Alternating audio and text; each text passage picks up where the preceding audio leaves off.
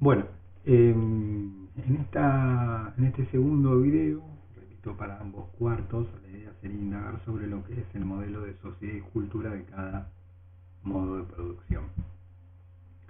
Eh, en relación a lo que es la sociedad del modelo feudal, del modo de producción feudal, algo en uno de los cuartos que estuvimos viendo, igual lo retomamos, si hablamos de una sociedad estamental, ¿sí? La sociedad estamental era, ¿se acuerdan la que estaba en una sociedad en la cual la posición, la ubicación en la sociedad estaba determinada por el nacimiento, ¿sí? Eh, con lo cual eran estamentos rígidos, ¿sí? No podía eh, haber ascenso o descenso social, ¿sí? Sino que el nacimiento ubicaba a un individuo en un estamento. Eh, Obviamente la otra característica de la sociedad, de este tipo de sociedades, del modo de producción feudal, es que eran sociedades con leyes diferenciadas, ¿sí? No estaba, digamos, estaba el concepto de leyes desiguales, de acuerdo al estamento, ¿sí? Eh, También lo que nosotros planteamos, por ejemplo, que no eran legales los matrimonios entre individuos de distintos estamentos, ¿sí? Eh, entonces esto hacía que se reprodujera la sociedad en el tiempo, ¿sí? Los nobles se casaban con nobles y el hijo era noble, y lo mismo los campesinos, ¿sí? Esa es la característica de la sociedad eh, feudal, ¿sí? Era una sociedad dividida en estamentos. No corre la palabra grupo, no corre la palabra sector, no corre menos la palabra clase. Son estamentos. ¿Por qué? Porque el estamento me remite a todo lo que expliqué antes, ¿sí? Cuando yo digo clase, una sociedad o clase social me está remitiendo a otra cosa. Yo digo, bueno, esta sociedad estamental ya da por supuesto todo lo que dijimos antes. Por ejemplo, que el origen lo determina el nacimiento, ¿sí? Y que ese nacimiento, y que ese lugar en la sociedad es invariable, ¿sí? No se modifica, independientemente de lo que haga la persona, no se modifica, ¿sí? Eh, con lo cual también estoy diciendo que es hereditario, porque su hijo también va a ser de ese estamento del cual eran los padres, ¿sí? Eh, Obviamente en la cúspide de esa sociedad estaba la nobleza, ¿sí? Y en la base estaban los campesinos, ¿sí? Campesinos en su mayoría eran siervos. ¿Se acuerdan? En uno de los cuartos esto ya lo expliqué, que los siervos estaban unidos a la tierra, ¿sí? No eran esclavos legalmente, sino que eran siervos, ¿sí? No tenían libertad personal, es decir, no podían abandonar el feudo, ¿sí? Estaban unidos a la tierra. Y obviamente era el grupo que se encargaba del trabajo. Estos campesinos, ¿sí? Eran los que se encargaban del trabajo para los nobles, ¿sí? Que no trabajaban. Entonces ahí vemos cómo se repartía esa sociedad, cómo se repartía el trabajo de esa sociedad, ¿sí? Eh, el noble tenía algunas responsabilidades para con el siervo, ¿sí? Pero obviamente eran menores y era mucho mayor el trabajo que aportaba el siervo, ¿sí? Digamos, no había una relación de yo te doy algo, me das algo en forma igualitaria, sino que más bien era bastante desigual esa relación entre el noble y el siervo, ¿sí? Ya que el siervo tenía que trabajar para el noble, ¿sí? Es decir, todo lo que producía en líneas generales, la gran mayoría era el, para la utilización del noble, ¿sí? Eh, y dijimos que el siervo no tenía libertad personal. Algunos campesinos eran libres en esa sociedad feudal, ¿sí? Pero era muy minoritario, la mayoría eran siervos unidos a la tierra, ¿sí? Y trabajaban en los feudos. Ahí arriba hay una diapositiva que mostraba un feudo. Trabajaban en el feudo del señor, ¿sí? Del noble, señor o noble, lo vamos a tomar como sinónimo, ¿sí? Trabajaban en sus tierras. El otro punto remite a una cuestión, si se quiere, más cultural, ¿sí? El espacio rural era el espacio rural era el que marcaba la cultura de esa sociedad, ¿sí? Lo rural lo pongo en relación a la cuestión cultural, sociocultural, digamos, ¿no? ¿En qué sentido digo esto? En, pensémoslo en nosotros, capaz tiro un ejemplo actual para que nos entendamos, ¿sí? Eh, Pensemos que en nuestras sociedades, que es fruto del capitalismo, fíjense del lado derecho al final, dice urbanización. Nuestra cultura, más bien es una cultura urbana, ¿sí? Mucho de nuestro, desde el qué comemos, cómo comemos, los horarios que utilizamos, ¿sí? Hasta incluso, bueno, después determinadas ideas, formas de pensamiento, están fuertemente vinculadas a la cuestión urbana, a que vivimos en ciudades, ¿sí? Por eso, lo que marca nuestra forma de vida, entiéndase cómo nos vestimos, cómo comemos, algunas ideas que tenemos, ¿sí? Están como atravesadas por ese espacio urbano. Esto es independientemente de la distancia, porque yo puedo comparar a una persona de la edad de ustedes, ¿sí? De Argentina, con alguien que vive en una ciudad muy lejana, de otro continente, ¿sí? Tal vez de Asia, y tal vez tenga más puntos de contacto que una persona de la misma edad, pero que vive más cerca, pero en el espacio rural. ¿Por qué? Porque justamente el espacio es lo que genera un tipo de cultura. Entonces, por más que alguien viva a muchísimos kilómetros, pero vive en un espacio urbano, tal vez tenga muchos más puntos en contacto y en común con un adolescente que vive en San Andrés, ¿sí? Que alguien que tal vez viva en el mismo país, de la misma edad, pero viva en el interior de Chaco, ¿sí? Entonces, eh, en este sentido lo que estoy diciendo es que el espacio es generador de un tipo de cultura, ¿sí? Eh, Pienso en un adolescente, bueno, si vive en un espacio urbano va a tener fuertemente un contacto con las redes sociales, en líneas generales va a tender a escuchar la misma música, se va a divertir de la misma manera, va a ver Netflix, le va a gustar determinadas películas, ir a comer a determinadas casas de comidas rápidas, etcétera, ¿sí? Ya sea acá o en un país de Asia, ¿sí? Mientras que si yo eso lo comparo con un adolescente, bueno, cómo se divierte y cómo vive un adolescente de otro tipo de un espacio rural, seguramente va a haber más diferencia. Entonces, lo que quiero decir es que en el modo de producción feudal, ¿sí? La ruralidad es la que era una fuerte generadora de cultura, ¿sí? Esas sociedades feudales, su forma de vida, ¿sí? Su forma de pensar, ¿sí? Está fuertemente atravesada por la cuestión rural, ¿sí? Por poner solo un ejemplo concreto, tenía que ver con la percepción del tiempo, ¿sí? Cómo percibían el tiempo, ¿sí? Eh, digamos, primero, los ciclos de la naturaleza marcaban, ¿sí? La vida de las personas, ¿sí? Eh, Pensemos que al no existir luz eléctrica, la actividad la actividad laboral, por ejemplo, de una persona se cortaba cuando caía el sol y comenzaba cuando comenzaba a salir el sol, ¿sí? Eh, lo cual esto no sucede con nuestras sociedades actuales, en las cuales eh, que digamos no marca nuestro ritmo de trabajo ni el ritmo de estudio, eh, la luz solar, ¿sí? Eh, Además, ¿sí? De la mano se entiende, ¿no? Esto, ¿no? Es decir, alguien puede estudiar un curso de inglés un viernes a las 8 de la noche, por más que no haya sol, ¿sí? O puede hacer un trabajo a esa hora, mientras que en lo otro no, ¿sí? Es decir, lo rural iba marcando los tiempos, ¿sí? Y bueno, y ahí se va transformando también toda la cuestión cultural, ¿sí? Es decir, la cultura estaba determinada por el espacio, en el caso del modo de producción feudal, por lo rural, ¿sí? Mientras que en el caso del capitalismo, lo urbano, ¿sí? Además hay una cuestión muy importante, también sigo en relación al tiempo, en la cual el capitalismo comienza como a intensificar la utilización del tiempo, ¿sí? A maximizar el tiempo, utilizarlo, ¿sí? Primero contabilizarlo, ¿sí? Y ahí da por casualidad, en esa transición de feudalismo a capitalismo surge el reloj, ¿sí? El reloj como nosotros lo conocemos, ¿sí?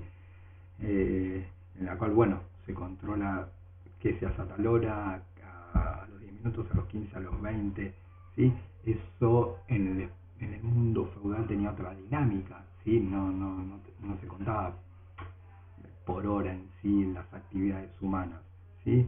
De hecho no había reloj, ¿sí? La mayoría de la población no sabía si era las 10 o las 11, lo cual nosotros, cualquiera de nosotros, con el celular o con un reloj pulsero o con la compu, yo la miro la hora y cualquiera sabe qué hora es, ¿sí? Bueno, eso no pasaba antes, ¿sí? No había un control sobre el tiempo, ¿sí?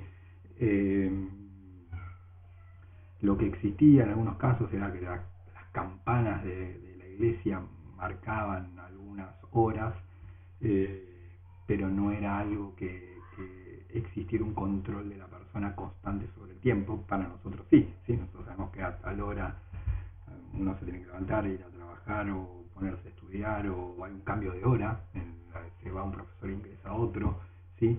O termina la jornada escolar, es decir, hay un control del ritmo horario, lo cual no era tan estricto en el modo de producción feudal, ¿sí? Por otro lado, ¿sí? La religión ocupaba eh, un rol, bueno, justamente estoy mirando la hora, eh, la religión ocupaba un lugar central en ese modo, en esa sociedad y en esa cultura, ¿sí? Eh, la religión, sobre todo obviamente la cristiana católica, eh, ocupaba, como decimos, un lugar central en la cual guiaba la forma de, no solo de pensar, sino de actuar de los individuos, ¿sí? Eso es importante, no solo guiaba pensamientos, que era, sino también que guiaba acciones, ¿sí? Y la mayoría de las personas con una fe convencida, digamos, no es que algo que mmm, digamos, como que me doy cuenta que me lo están imponiendo, no, sino como que realmente estoy convencido y actúo y pienso de una determinada manera y actúo de una determinada manera porque creo en tal cuestión religiosa, ¿sí? La religión entonces ocupa un rol central en esas sociedades, sobre todo la religión cristiana católica. Por otro lado, ¿sí? Hacemos los últimos 5 minutos, ¿sí? Desde el punto de vista de la sociedad cultura feudal, es una sociedad clasista, y ahí tengo la diferencia. Mientras una es una sociedad estamental, la otra es una sociedad clasista, ¿sí? Porque está ya en clases sociales, ¿sí? Eh, en esa sociedad, el rol hegemónico, se escribe con H, con el rol hegemónico, va de la mano de un sector social que no había existido en la historia de la humanidad antes, ¿sí? Que vamos a un nombre que vamos a nombrar muchísimo, que es la burguesía, ¿sí? Mientras que en la sociedad estamental el sector como preponderante o hegemónico era la nobleza, en el capitalismo, en el otro modo de producción, va a ser la burguesía. La burguesía en realidad surgió, tiene como surgió como, digamos, como dentro del modelo feudal, del modo de producción feudal, pero tenía un rol muy limitado, ¿sí? Como que era algo nuevo, ¿sí? Estaban los nobles, estaban los campesinos, y lentamente, estoy hablando de 1100, 1200, en las ciudades, ¿sí? Donde estaban los artesanos, ahí estaban los burgueses, que se dedicaban al comercio, eran personas que compraban y vendían, y obviamente hacían diferencia de plata, ¿sí? Pero como el comercio tiene un rol limitado, era un sector, digamos, eh, estrecho, digamos, no era un sector social muy numeroso y mucho menos poderoso. Ahora, con el correr del tiempo, sí se comenzó a transformar en un sector que fue acumulando riquezas con esta idea de eh, comprar y vender, ¿sí? De obtener riquezas, ¿sí? Eh, de acumular riquezas, ¿sí? Mientras que la nobleza tenía una percepción más de lujo y de gastar la riqueza, el otro comienza como a acumularla, ¿sí? Y a invertirla para ganar más, ¿sí? Y ahí ese sector se comienza a partir del, dijimos que surge en el 1100, 1200 en las ciudades de Europa, lentamente comienza como a desarrollarse económicamente, ¿sí? Y se va a transformar en ese sector hegemónico, con lo que estoy diciendo es muy poderoso, muy preponderante, ¿sí? Incluso superando a la nobleza a partir de la doble revolución, ¿sí? Entiéndase doble revolución por la revolución francesa de 1789 y la revolución industrial en Inglaterra a finales de 1700, digamos, ¿sí? Esa doble revolución es muy importante, les pido que sepan el lugar y la fecha, ¿sí? Como lo dije antes, porque marca el momento en el cual la burguesía, que había nacido en 1100, 1200, a fines del fíjense, fines de 1700, estoy llegando al 1800, ¿sí? Donde ahí hablamos del ya un sistema capitalista claro, es a fines de 1700 esa burguesía se transforma en un sector hegemónico o sector preponderante o sector dominante, ¿sí? La burguesía es muy importante porque es la clase social dominante del capitalismo. Siempre que haya capitalismo, el sector dominante es la burguesía, ¿sí? Lo que puede ir cambiando es a qué se dedica esa burguesía, pero ese sector dominante siempre, cuando nosotros vemos, por eso digo esto va para cuarto, para quinto y para cuando hablamos de sexto, ¿sí? Cuando hablemos de Argentina o de Asia, o cuando hablemos de Argentina en la actualidad o Argentina en 1930, vamos a utilizar el término sector dominante burguesía, ¿sí? Porque es el sector dominante del capitalismo. ¿A partir de qué hechos se transforma en ese sector dominante? A partir de la doble revolución, que es la que dije antes. Finalmente, de la mano del capitalismo surge una nueva sociedad, ¿sí? Una nueva sociedad que está vinculada a una sociedad de clases sociales, ¿sí? No es una sociedad de estamentos, sino de clases sociales. La idea, la característica fundamental de la sociedad de clases es que yo tengo movilidad social, ¿sí? Es decir, alguien puede nacer en una clase social determinada, obviamente van a nacer en una clase social determinada por herencia de sus padres, pero ¿cuál es la diferencia con la anterior? Es que hay movilidad. Ese puede ascender o descender socialmente, ¿sí? ¿Por qué? Porque no hay nada que limite el ascenso o el descenso social. Es decir, alguien puede nacer con escasos recursos y ascender social y económicamente, o al revés, alguien puede nacer con muchos recursos económicos y descender social y económicamente, ¿sí? La otra cuestión clave, además de la movilidad, y a diferencia de la sociedad estamental, es el principio de igualdad ante la ley, ¿sí? Eso viene de la Revolución Francesa, por eso es muy importante. La Revolución Francesa es el momento en el cual se establece ese principio por primera vez prácticamente desde que apareció el primer hombre antes de Cristo, ¿sí? En la Tierra, hasta ese momento, 1789, las leyes eran diferentes para las personas, no eran iguales. Y a partir de la Revolución Francesa, el principio de igualdad, se establece la idea de igualdad ante la ley, ¿sí? Es decir, que frente a la ley, no importa la clase, las personas son iguales, ¿sí? Entonces, tenemos movilidad. Cuando hablo de sociedad de clase, estoy hablando de movilidad ascendente o descendente y estoy hablando de igualdad ante la ley, ¿sí?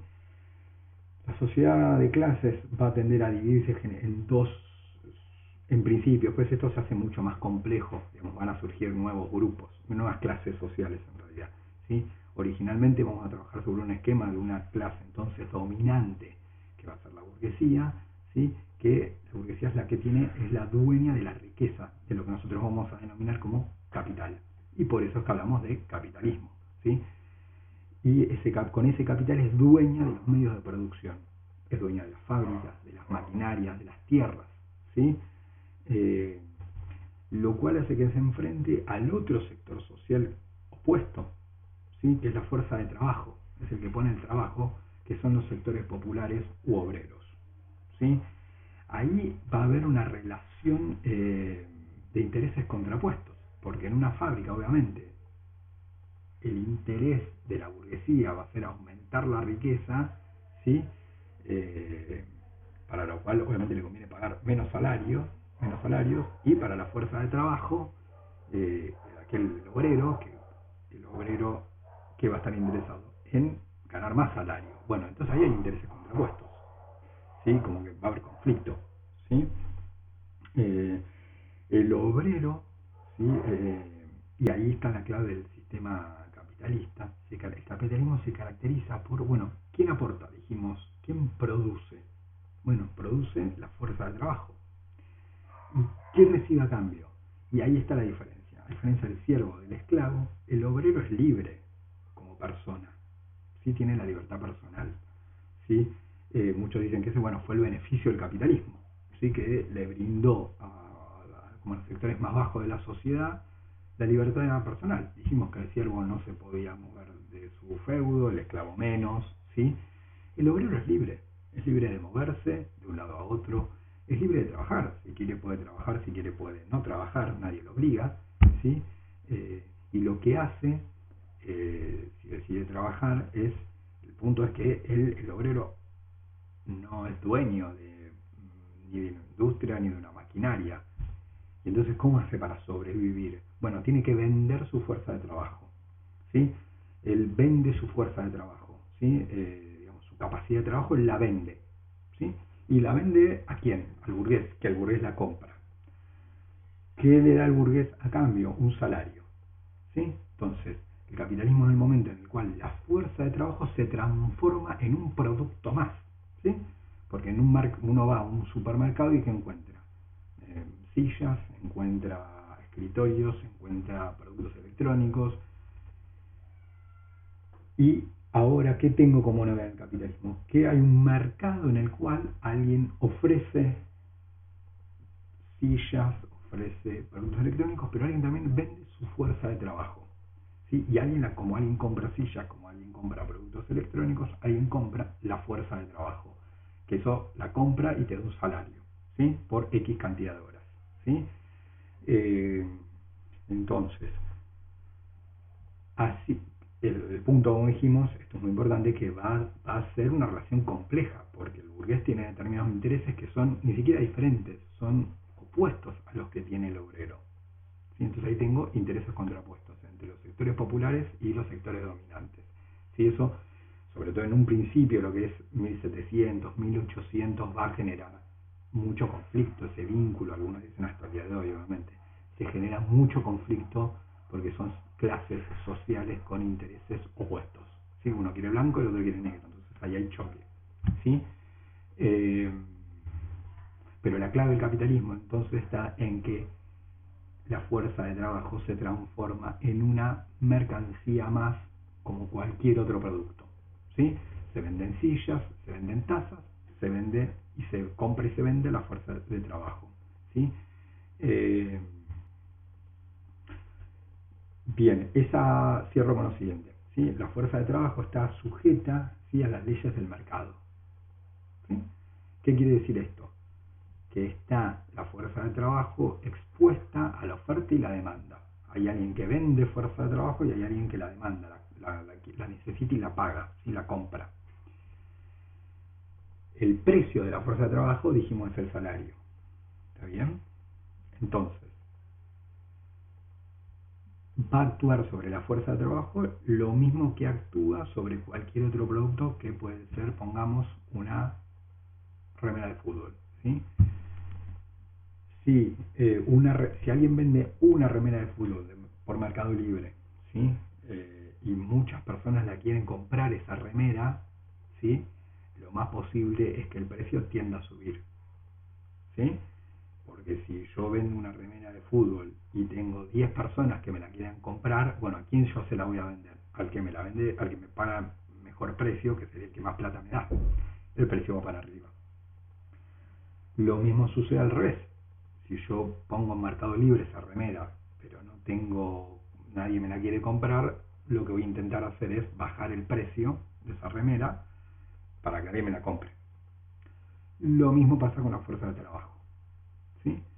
Si hay 10 personas que van a buscar trabajo y un solo burgués que quiere contratar, el salario va a tender a la baja, porque el burgués sobre 10 personas y tiene que contratar uno. ¿A quién contrata? Al que dice, bueno, yo trabajo por menos, digamos, al que menos menos me ofrece, lo contrato. ¿Qué pasa al revés? ¿Sí? ¿Qué pasa si yo soy un burgués, necesito tomar un trabajador para mi fábrica, pero todos los trabajadores están ocupados? ¿Cómo puedo hacer que alguien renuncie a su trabajo que lo tiene para que venga a mi fábrica? ¿Sí? Bueno, ¿cómo puedo hacer? Pagándole más. Entonces el salario va para arriba. Si la fuerza de trabajo, el precio de la fuerza de trabajo, que es el salario, fluctúa de acuerdo a las leyes del mercado, ¿sí? De oferta y de demanda. ¿Sí? Bien, bueno, terminamos acá esta primera, bueno, después quedó la urbanización, que es lo que yo expliqué antes, ¿sí? Obviamente esta burguesía, este es muy rápido, esta burguesía y esta clase obrera, ¿sí? Obviamente su espacio original va a ser la ciudad, ¿sí? La ciudad es donde se va a desarrollar estas clases sociales, donde se va a dar el conflicto, ¿sí? Donde se compra y vende la fuerza de trabajo, es decir, hablar de burguesía y sobre todo obreros, ¿sí? Se va a dar en las ciudades, ¿sí? Eh, Porque obviamente esas dos clases sociales, con esto termino, coinciden en la ciudad, y dentro de la ciudad, ¿dónde coinciden? En la fábrica. Por eso es que hablamos de la revolución industrial. Si coinciden en la fábrica, uno como dueño de los medios de producción, dueño de la maquinaria, de la fábrica, de la materia prima, de las herramientas, del conocimiento, y otro es dueño de nada más que de su fuerza de trabajo y que la vende para la fábrica. No es dueño de la fábrica, lo único que va es trabaja, el obrero va, trabaja tantas horas, le van a salir y vuelve. Bueno, todo eso se desarrolla en la ciudad, y adentro de la ciudad se desarrolla en la fábrica, ¿sí? Eh, Bien, bueno, terminamos este primer video, ¿sí? Después coordinamos el tema de dudas o consultas, ¿sí?